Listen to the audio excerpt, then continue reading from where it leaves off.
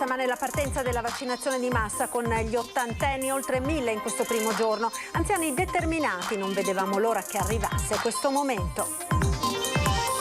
Il calendario delle prossime vaccinazioni dal 22 febbraio, il personale scolastico dal 1 marzo, 3 categorie, la classe 1940, le forze dell'ordine e i soggetti con patologie a rischio. Intanto il direttore dell'ULSS 2 Benazzi avverte varianti per ora sotto controllo, ma 5 nuovi casi gravi con pazienti giovani ci fanno stare allerta. Un anno fa la comparsa ufficiale del virus in Veneto, la testimonianza di un imprenditore che già nel 2019 fu colpito da quella che venne catalogato come un'influenza ma con sintomi molto simili al Covid. La Guardia di Finanza di Parma lo ha scoperto mentre coltivava 106 piante di marijuana, arresti domiciliari per l'ex calciatore trevigiano Luigi Sartor. Telecamere al setaccio dopo l'incendio di ieri in piazza Martiri di Belfiore, ultimatum del sindaco di Treviso ai ragazzini, fatevi avanti, tanto vi troviamo. Torna a Treviso il bando rilancio, il primo del 2021, dal comune fino a 10.000 euro a fondo perduto per chi decide di aprire una nuova attività in un negozio sfitto. Martedì grasso del carnevale ai tempi del Covid, bimbi in centro con maschere e mascherine, ma pesa l'inevitabile assenza di eventi. A Spresiano la singolare trovata del sindaco che si presenta in comune vestito da orso. Ben ritrovati con l'edizione di Treviso dei nostri telegiornali. In primo piano la vaccinazione di massa partita quest'oggi con 1000 ottantenni vaccinati a Villorba. Al Bocciodromo anche il commissario dell'ULSS 2 Benazzi che ha scandito il calendario vaccinale delle prossime settimane. Ed è un giorno direi bellissimo perché effettivamente partiamo con la popolazione a rischio. Bocciodromo di Via Nobel a Villorba, partite le vaccinazioni anti-Covid degli anziani classe 1941. 1108 nella sola giornata di oggi, tra cui è Riesepio X, sieri impiegati, quelli di Pfizer e Moderna. Oggi andiamo verso quella categoria di persone fragili che assolutamente ha bisogno della vaccinazione per rendersi immune rispetto al virus e rispetto soprattutto agli effetti del virus. 7.500, la Corte prevede 7.500 persone che sono ovviamente state chiamate su invito. Li richiameremo a marzo, sempre nella medesima sede, per fare la seconda dose. La vaccinazione degli ottantenni proseguirà fino al 26 febbraio, coinvolgendo anche altre sedi, il Pala Ingresso di Godega e l'ex Foro Boario di Oderzo. Quindi, a partire dal 1 marzo, toccherà agli 81enni, indicativamente poi verso l'8 marzo gli 82enni e verso il 20 gli 83enni. Non ci devono preoccupare i pazienti che sono allettati delle corti che andremo a fare, perché sarà nostra cura arrivare e farli a domicilio. A partire dal 1 marzo prenderà il via poi anche la campagna vaccinale per i pazienti affetti da fibrosi cistica, i trapiantati e i pazienti oncologici. Dal 22 febbraio con il vaccino AstraZeneca partirà l'immunizzazione del personale scolastico, 15.000 persone. Attraverso il link Voglio vaccinarmi potranno chiedere di essere convocati dall'ULSS. Stessa procedura per le forze dell'ordine, l'esercito, il personale del tribunale a partire dal 1 marzo. Il tutto in un quadro epidemiologico in miglioramento, in cui le varianti del virus risultano attualmente sotto controllo, ma la vigilanza resta alta perché il Covid continua a circolare. Sia per le terapie intensive che chiaramente per i ricoveri ordinari siamo in fascia ormai non a rischio. Abbiamo avuto però dall'8 al 15 5 nuovi casi in terapia intensiva e questo è un po' un campanello d'allarme. Ce n'è uno che arriva dal territorio, quindi questo significa che il virus continua ancora. L'altro problema è che sono giovani, nel senso che effettivamente si sta spostando verso i giovani, 49, 51, 60, 62, 63 anni. Anziani convocati dunque a Villorba dalle 8:30 alle 17, molti questa prima dose di siero la aspettavano con ansia, tutti sono consapevoli dell'importanza di vaccinarsi per sé e per gli altri. Mario Vivian, pensionato di Treviso da una parte, Carla Cavallin di Preganziol, anche lei classe 1941, dall'altra. Sono le 8:30 in punto quando al Bocciodromo in zona industriale a Villorba vengono vaccinati i primi 2 ottantenni. Spero di essere in capofila di una lunga fila e che possa essere per tutti insomma sto vaccino. Com'è andata? Benissimo. Sono contenta, mi sento tranquilla e anche non vedevo l'ora di farla. Molti sono arrivati con buon anticipo. L'operatore indica la postazione a ciascun anziano. La somministrazione dei vaccini avviene rapidamente. Poi, per un quarto d'ora, si rimane seduti per monitorare eventuali effetti del siero. Che io non sono di qua, no? Però sono 40 anni che sono qua. C'è un'efficienza veramente encomiabile. Lo vedo con gli occhi contenti. Sì, veramente contento perché si aspettava da tanto tempo, quindi così. Cos'è che le manca di più della vita normale? Poter viaggiare, poter andare in giro. Essenziale che faccia effetto e di star bene, insomma, ecco. Era un po' emozionato stamattina? No, mi lo prendo via paura. Questa signora di Macerata, classe 1942, ha accompagnato il marito. Questa coppia di monastieri invece è stata vaccinata insieme. Tutti e due vaccinati stamattina? Sì, tutti e due. Sono casi rari, sì, però ce l'abbiamo fatta, dai, siamo contenti. In tutti determinazione e grande consapevolezza. Ci crede al fatto che sia importante venire a vaccinarsi? Senz'altro, avrei fatto fuoco e fiamme per poterlo essere. Grazie a Dio è andata. L'unica strada per uscirne sembra essere questa. Sì, a parte il fatto delle varianti, che quelle ancora non si sa tanto, e dicono che i vaccini servono anche per quello. Speriamo bene, perché sennò bisogna rifare tutto e sarebbe molto problematico per tutti. L'avrebbe mai pensato di vedere questa struttura essere utilizzata a questo fine? Siamo guidati di solito dall'ottimismo.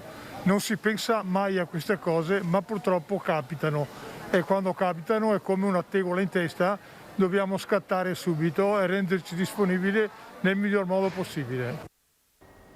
E la comparsa ufficiale del virus in Veneto risale a un anno fa. Vi proponiamo però la testimonianza di un imprenditore che nel 2019 è stato colpito da quella che venne catalogata come un'influenza con sintomi in realtà molto simili al Covid. Sentiamo.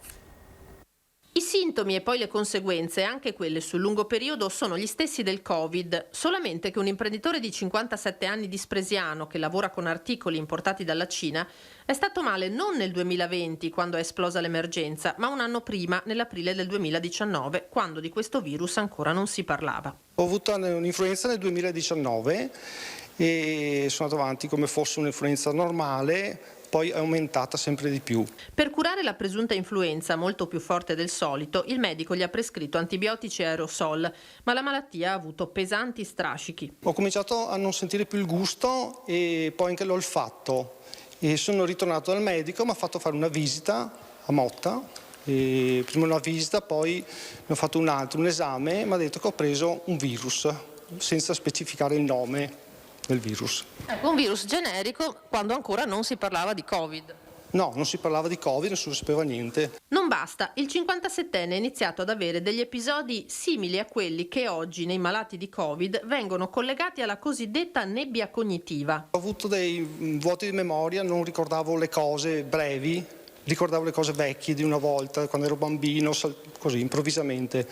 E mal di testa. Ho fatto un altro esame, sempre a pagamento, sempre per capire, e sembrava avessi l'Alzheimer. Poi ho visto una trasmissione alla sera televisiva e i sintomi erano quelli del Covid. Per questo l'imprenditore si è subito sottoposto al test sierologico. È il risultato positivo. Secondo il medico, la dottoressa, ho avuto il Covid, però nel 2019 praticamente. È una cosa vecchia, poi il giorno dopo ho fatto il tampone, il risultato negativo. Con questa testimonianza il 57enne ha voluto sollevare un interrogativo. Il virus era già in circolo un anno prima? Volevo sapere se qualcun altro ha avuto il Covid nel 2019, prima di tutti gli altri, insomma. Ed ora il punto stampa del presidente della regione Zaia. Calano i ricoveri nelle terapie intensive, ma a preoccupare ora sono le varianti. In un mese e mezzo la curva ha avuto un crollo verticale. Dal picco di 401 posti letto nelle terapie intensive di pazienti positivi del 31 dicembre si è passati a 91 di questa mattina. Lo vedete nella curva, vedete il punto di partenza zero, va su, ormai abbiamo raggiunto quasi la fine abbiamo raggiunto il punto zero. Ad oggi in media ogni 1000 persone 3 sono positive. Dobbiamo però continuare ad impegnarci per venirne fuori, continua Zaia. Non useremo a vita la mascherina. A preoccupare sono le varianti. Stiamo irrobustendo le microbiologie per sequenziare, spiega in autonomia. Sulle varianti bisogna fare molta attenzione, perché abbiamo la variante inglese che qui è già passata, rappresenta più o meno il 18% dei contagiati veneti, ai dati di oggi sulle sequenziazioni che abbiamo fatto, poi c'è la brasiliana, la sudafricana, e quindi questa è la vera preoccupazione. Sulla possibilità di un nuovo lockdown nazionale, Zaia è stato chiaro: chi lo propone deve presentare anche un dossier con dati certi, perché ad oggi la nostra situazione sanitaria non è così grave da imporre nuove chiusure. Altro tema, le scuole che continueranno ad essere monitorate. Dalla prossima settimana screening a tappeto negli istituti, non solo. Noi adesso vogliamo entrare nelle scuole come abbiamo da progetto, fatto in tempi non sospetti, per fare dei plessi scolastici a tappeto in modo tale da misurare la circolazione del virus. Nelle medie ci siamo messi in testa di approfittare, di cominciare con il tutor, con l'autosomministrazione guidata nella terza media. E poi c'è tutta la partita dei vaccini che la Regione sta valutando di acquistare. Incontro su questo con Arcuri. Si è già sentito ieri sera con il dottor Flor. Il dottor Flor ha richiesto i numeri dei lotti dei vaccini, perché è evidente, questo penso sia come si può dire, corretto riconoscerlo, che qualora ci fosse confermata tutta la fornitura per 27 milioni di dosi divise in 2 blocchi, 12 milioni e 15 milioni rispetto a 2 intermediari diversi, differenti, distinti, una regione, un paese non può girarsi dall'altra parte. E proprio alla questione dei vaccini è dedicato il nostro sondaggio di questa sera. Veneto, giusto comprarsi i vaccini? È il quesito al quale vi chiediamo di esprimere la vostra opinione attraverso una chiamata gratuita ai numeri che vedete in sovraimpressione. Come sempre l'esito verrà reso noto questa sera nel corso di Ring, in onda a partire dalle 21:15.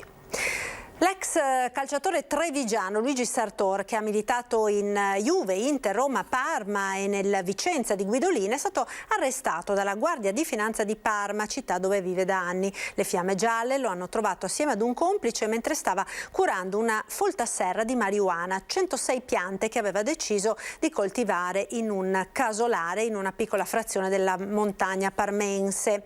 Sartor, 46 anni, è ora agli arresti domiciliari. Nel 2011 era stato coinvolto nell'inchiesta del calcio scommesse, finito in carcere. L'inchiesta si concluse per lui nel 2019 con la dichiarazione di prescrizione. Il Tribunale di Bologna dichiarò estinta la partecipazione all'associazione a delinquere. La coltivazione di marijuana, per la quale è stato nuovamente arrestato, avrebbe potuto fruttare, secondo le stime della finanza, oltre 2 kg di sostanza stupefacente. Ancora cronaca, incidente stradale nel pomeriggio a San Zenone degli Ezzelini a causa di un urto tra 2 vetture. Una donna di 60 anni è rimasta seriamente ferita, incastrata nelle lamiere, tra le lamiere della sua auto, e è stata soccorsa dai sanitari del 118 e trasportata con l'elicottero all'ospedale Cafoncello di Treviso. E furto tra sabato e domenica al mobilificio Abita Arreda lungo la via Feltrina a Treviso. Ignoti si sono introdotti nei locali asportando una trentina di colli contenenti elettrodomestici per un danno di qualche migliaia di euro. Indagano i carabinieri di Treviso. Più che un appello è quasi un ultimatum, quello che il sindaco di Treviso Mario Conte lancia ai ragazzini presunti autori dell'incendio di ieri in piazza Martiri di Belfiore. La polizia locale sta passando al setaccio le immagini delle telecamere di videosorveglianza. L'appello che faccio a questi ragazzi è quello di presentarsi presso il comando della polizia locale anche per alleggerire la loro posizione. Se hanno sbagliato si possono certamente scusare, ci saranno poi delle conseguenze, però credo che sarebbe un atto di responsabilità. Chiede un atto di responsabilità ai presunti colpevoli dell'incendio in piazza Martiri di Belfiore. Il sindaco di Treviso, guardando a quella che di fatto è una tragedia sfiorata, vista la posizione, l'orario e la dinamica. Testimonianze raccolte nelle vicinanze della palazzina delle ex poste parlano di 2 ragazzi quasi sicuramente minorenni visti uscire di tutta fretta dall'edificio disabitato mentre si sollevavano le fiamme. Queste non possono essere considerate bravate o così degli episodi di poco conto, perché quando si mette a repentaglio la vita della comunità è qualcosa di molto grave. Se la condanna è netta, serrate sono le indagini portate avanti dalla squadra mobile, un fascicolo è stato aperto per incendio doloso e danneggiamento, un aiuto concreto potrebbe arrivare dal sistema di videosorveglianza cittadino della polizia locale. Stiamo setacciando tutte le videocamere di sorveglianza per risalire ai responsabili di questa che non può essere considerata una bravata, ma è un atto gravissimo che ha messo a repentaglio la vita delle persone e tra l'altro ha reso necessario l'intervento da parte dei vigili del fuoco e delle forze dell'ordine. Il messaggio è chiaro, meglio farsi avanti prima che le telecamere parlino. Anche perché prima o dopo risaliremo ai responsabili, quindi è meglio che facciano almeno in questa seconda fase un atto di responsabilità e ammettere le loro colpe, dopodiché parleremo con loro e cercheremo anche di capire qual è la soluzione migliore. Scoppia una tubatura dell'acqua ad un tratto di via Pisa a Treviso all'altezza dell'incrocio con via Ragusa, ai piedi del grattacielo, si trasforma in uno stagno. È accaduto questa mattina presto quando l'improvvisa rottura della tubatura ha letteralmente spaccato l'asfalto, provocando la fuoriuscita di decine e decine di metri cubi d'acqua. Sul posto sono intervenuti i tecnici e gli operai dell'ATS che hanno lavorato per tutta la giornata per riparare il danno. Bando rilancio 2021 dal Comune di Treviso verranno stanziati fino a 10.000 euro a fondo perduto per chi decide di aprire una nuova attività in un negozio sfitto. Abbiamo deciso di rinnovare il bando rilancio, quindi altri 100.000 euro di stanziamento per chi dovesse decidere di aprire delle attività in Treviso. Fino a 10.000 euro a fondo perduto per chi decide di aprire una nuova attività in un negozio sfitto. Da oltre 3 mesi il Comune di Treviso ha deciso di riproporre il bando rilancio che punta sia alla riqualificazione degli immobili che al rilancio del commercio in città. È un bando atteso, è un bando che ha dato dei grandi successi nel passato perché fino ad oggi siamo riusciti ad aprire oltre 20 attività nuove con un investimento di oltre 200.000 euro. Il momento è drammatico, il mondo del commercio è in estrema difficoltà, eppure c'è già una serie di domande depositate. E questo è un segnale che nonostante il periodo drammatico che stiamo vivendo, continuando a investire sulla capacità imprenditoriale dei nostri imprenditori, i risultati arrivano. Essere vicini agli imprenditori significa soprattutto in questo momento dare delle chance di rilancio anche mettendo mano al portafogli. Dal bando sono escluse attività come compro oro, sale gioco e scommesse, phone center, rivendite di sigarette elettroniche e poi tutte le attività di somministrazione al pubblico di alimenti e bevande. Abbiamo bisogno di rilanciare la città anche con un commercio diverso e pertanto il bando è destinato a tutte le ipotesi commerciali ad esclusione appunto di quelle di somministrazione di alimenti e bevande. Il bando verrà pubblicato la prossima settimana, ma dopo questa prima fase è intenzione dell'amministrazione rinnovarlo con una seconda tranche. Camera di Commercio in Piazza Borsa a Treviso ha avviato il completamento della progettazione per la ristrutturazione dell'immobile ed ha assegnato l'incarico per la gestione del delicato iter amministrativo finanziario. A distanza di un anno dalla decisione della Giunta Camerale di non trasferire gli uffici alla Piani, ma soprattutto alla luce dei cambiamenti determinati dalla pandemia, si stanno ripensando totalmente gli spazi del grande edificio di Piazza Borsa. L'obiettivo è quello di valorizzare i grandi volumi interni e gli spazi in maniera funzionale, contemporanea ed intelligente. 3 nuovi distretti del commercio in altrettanti comuni della provincia di Treviso. Si tratta del distretto di Zero Branco, Pederobba e di quello urbano Terre d'Acqua di Silea. È una grande soddisfazione per la nostra comunità far parte del distretto del commercio della Regione Veneto. Attraverso questa possibilità potremo investire e fare in modo che le nostre attività commerciali nei nostri paesi abbiano delle ulteriori possibilità, ulteriore visibilità e poter investire nelle infrastrutture per rendere migliori i nostri centri storici. Ottenuto il riconoscimento dalla Regione di Distretto del Commercio, subito rilancia il sindaco di Pederobba guardando alle opportunità dei bandi dedicati a queste forme di aggregazione tra operatori, categorie e istituzioni. Partenariato che ha fatto la differenza anche a Zero Branco. Che ha visto una grande partecipazione da parte delle principali associazioni di categoria, da parte delle associazioni di volontariato e dei commercianti operanti all'interno del nostro territorio. Questo ci consentirà anche nei prossimi tempi e nei prossimi mesi di accedere a tutta una serie di finanziamenti che soprattutto in questa situazione, quindi post pandemia, potrebbero aiutarci davvero a dare un supporto a tutte le attività commerciali. Uno strumento in più di finanziamento che servirà a fare programmazione. Programmazione strategica che guarda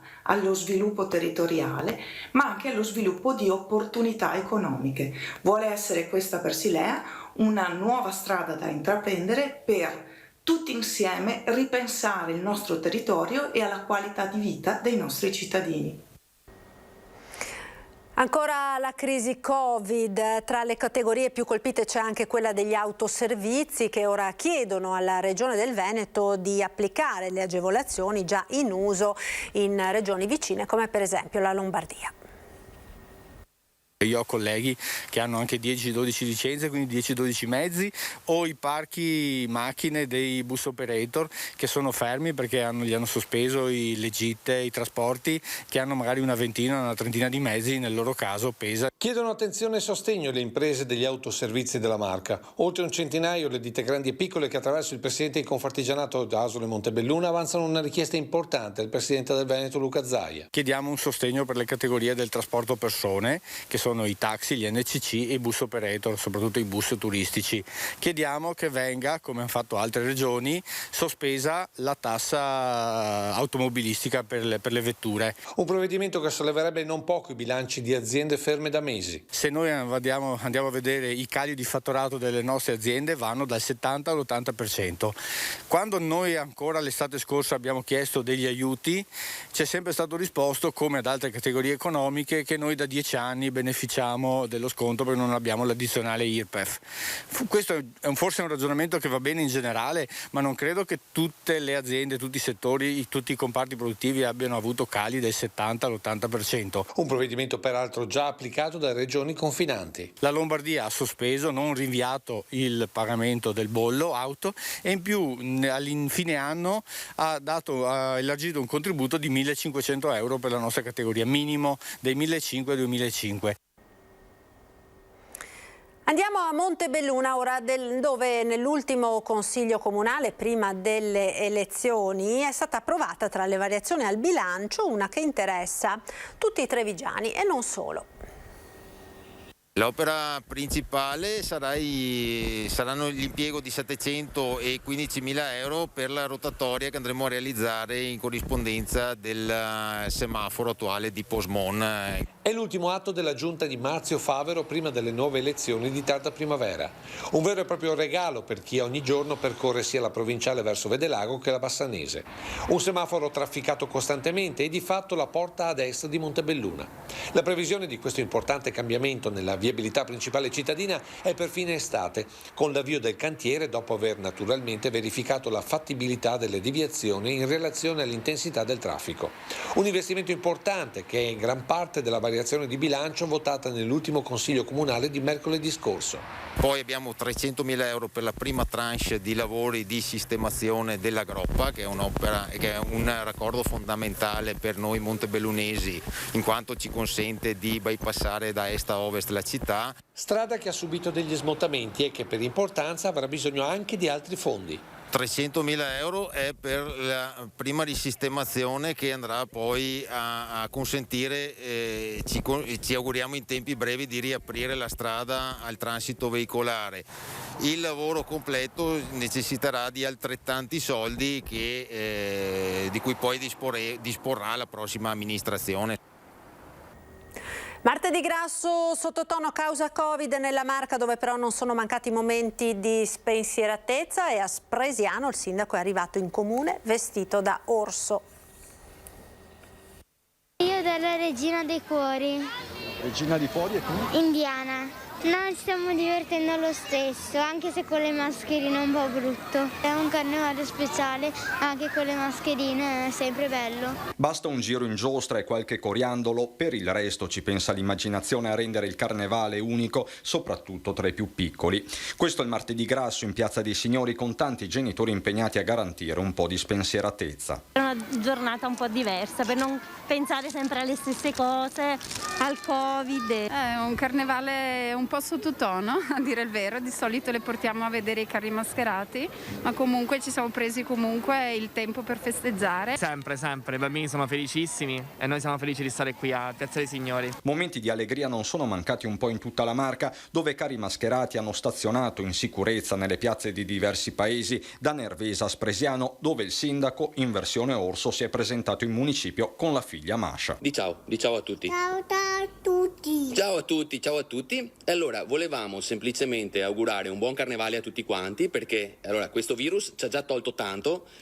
e almeno che ci rimanga qualche tradizione, no? Cosa dite? A festeggiare il carnevale nonostante tutto anche alcuni operatori come Michela Surian, costumista monastier specializzata in maschere e abiti da scena, settori falcidiati dal Covid. Eppure Michela non si è data per vinta e ha trasformato il suo negozio. Ho ripristinato anche il servizio del calzolaio, il servizio della sartoria, in modo tale da dare al paese tutti quei servizi che anche nel periodo lockdown non potevamo uscire dal paese per sistemare queste cose. Guarda quindi ai prossimi carnevali Michela e invita i suoi colleghi a fare altrettanto. Io spero che tutti quelli che sono stati bloccati dai carri mascherati, i gruppi e le scuole che di solito si trovavano, organizzavano, si siano caricati di idee e danno sviluppo ancora di più all'immagine che è del carnevale, insomma. Ci fermiamo ora per qualche istante di pubblicità, linea alla regia. A tra poco.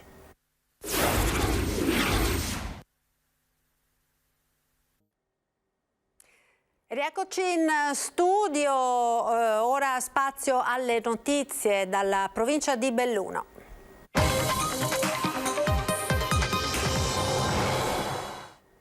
Mondiali di Cortina, finalmente è arrivato il primo attesissimo oro. Ad agguantarlo l'azzurra Marta Bassino nella gara di gigante parallelo femminile, ex equo con l'austriaca Katharina Linsberger. In un primo momento era stata annunciata solo la Bassino come vincitrice, poi il chiarimento della FIS alla prova del cronometro. Emozionata la Bassino, non è finito qui, ha detto. A questo punto credo tanto nell'oro anche in gigante, oggi mi sono tolta un peso, ho capito che si vuole veramente un risultato, ce la si può fare. A chi dedico la medaglia? Alla mia squadra che ha fatto tanto per aiutarmi. E lo stop allo sci fino al prossimo 5 di marzo ha mobilitato gli imprenditori di Mio Italia, Movimento Imprese Ospitalità. Oggi infatti il presidente nazionale è salito proprio fino a Cortina per portare la propria solidarietà ai colleghi del settore. E in questo momento mi sono sentito di venire proprio a Cortina per stare vicino ai nostri associati e per programmare anche le azioni future che noi dovremo fare naturalmente per cercare di riaprire in sicurezza almeno le strutture ricettive. Si dichiarano movimento autonomo, apartitico e indipendente. Nel sito e sul canale Telegram hanno mobilitato migliaia di operatori del settore azzoppato dalla pandemia. L'ultima tegola, quella del nuovo stop allo sci amatoriale, è stata pesante e oggi non è più tempo di affidare il proprio sconforto ai flash mob. Il tantam corre sul filo della protesta fiscale. Ma la protesta fiscale è una protesta che naturalmente di fatto avviene in quanto le casse sono vuote, cioè qui nessuno sta dicendo che non vogliamo pagare le tasse, il problema è che noi non riusciamo più a pagare le tasse. È la mancanza di liquidità a preoccupare maggiormente gli operatori dell'ospitalità, bar, ristoranti, alberghi associati a Mio, e i ristori a tutto sono serviti tranne che a risollevare le sorti delle attività. Con il nuovo governo contatti sono stati immediatamente presi con il ministro Garavaglia. la ripartenza anche dal punto di vista sia fiscale sia naturalmente della regolamentazione delle aperture deve essere leggera, snella e deve dare la possibilità alle nostre aziende di riprodurre ricchezza, altrimenti il famoso 13% del PIL che con l'indotto diventa il 30%, con 240 miliardi di euro prodotti in generale andrà in malora. Il motore dell'economia italiana non si può arrestare, inverosimile e inaccettabile quanto accaduto alla montagna. Non si prendono decisioni dall'oggi al domani. Un nuovo lockdown che cosa significherebbe per voi? La morte definitiva di questo comparto. Si mettessero prima d'accordo e poi comunicassero agli italiani quello che c'è da fare, altrimenti così si crea soltanto panico e disperazione negli imprenditori che ormai sono alla canna del gas.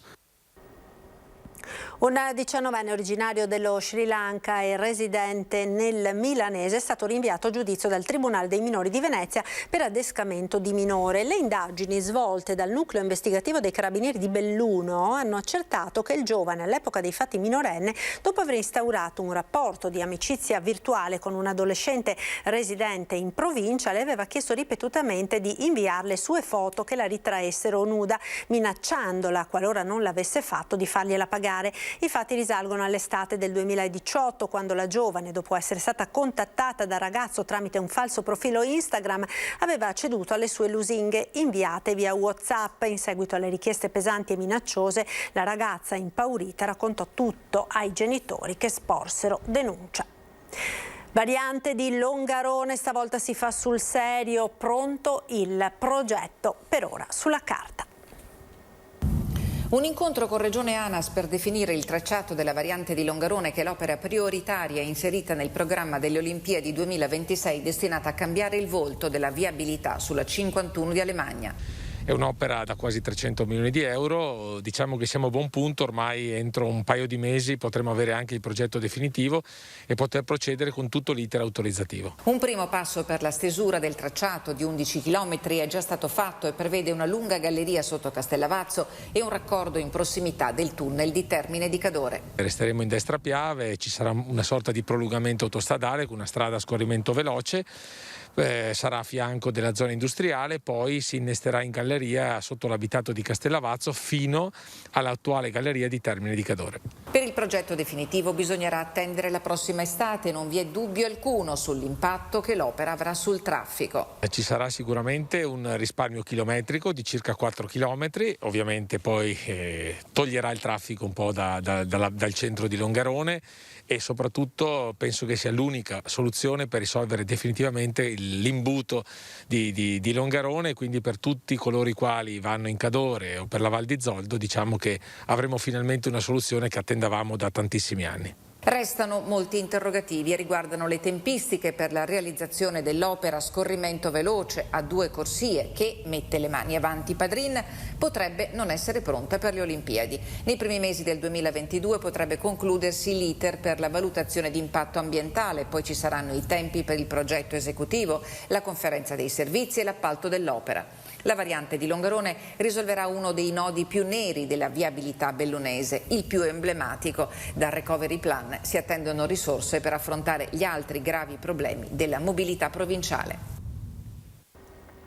Uno sguardo alla nostra programmazione, come ogni martedì torna questa sera Ring in onda a partire dalle 21:15 con Ferdinando Avarino, saranno ospiti Enrico Zanetti, ex viceministro all'economia, e poi Vincenzo Forte di Fratelli d'Italia, il senatore Andrea Ferrazzi del Partito Democratico, Roberto Ciambetti della Lega e Marco Bonet, giornalista del Corriere del Veneto. È tutto dunque per questa edizione, grazie per essere stati con noi. Ci salutiamo come sempre guardando quelle che sono le previsioni del tempo per le prossime ore con il nostro meteo. Arrivederci.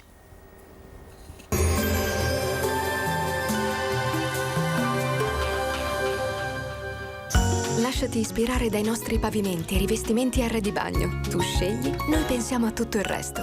Meneghel, Aroncade, Treviso. Benvenuti al meteo. Alta pressione disturbata da umide correnti occidentali. Tuttavia avremo ben poche conseguenze sul nostro territorio. Vediamo insieme il dettaglio di mercoledì 17 febbraio. Sul Veneto sarà asciutto e stabile, il cielo si presenterà molto nuvoloso come vediamo. Avremo però un'attenuazione di questa nuvolosità nel corso della giornata fino ad un cielo quasi sereno nel pomeriggio. Temperature in ulteriore lieve aumento, più sensibile sulla pianura e sulle prealpi, minime tra -4 e 2 gradi, massime invece tra i 6 e gli 11 all'incirca. Ci spostiamo ora sul Friuli Venezia Giulia, dove lo scenario sarà lo stesso, prevale anche qui una certa nuvolosità. Sui rilievi invece non si escludono delle parentesi maggiormente soleggiate. Temperature minime tra lo 0 e i 4 gradi, massime invece sugli 8-10 all'incirca. Uno sguardo infine alla situazione del Trentino Alto Adige. Qui precipitazioni assenti e il sole sarà anche prevalente ovunque, con un cielo che si presenterà al massimo velato. Temperature minime intorno allo 0, massime infine sui 13 gradi. Dal meteo per ora è tutto, vi auguro come sempre un buon proseguimento in compagnia di Antenna 3.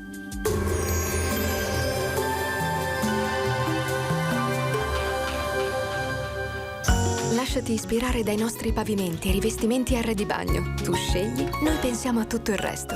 Meneghel, Aroncade, Treviso.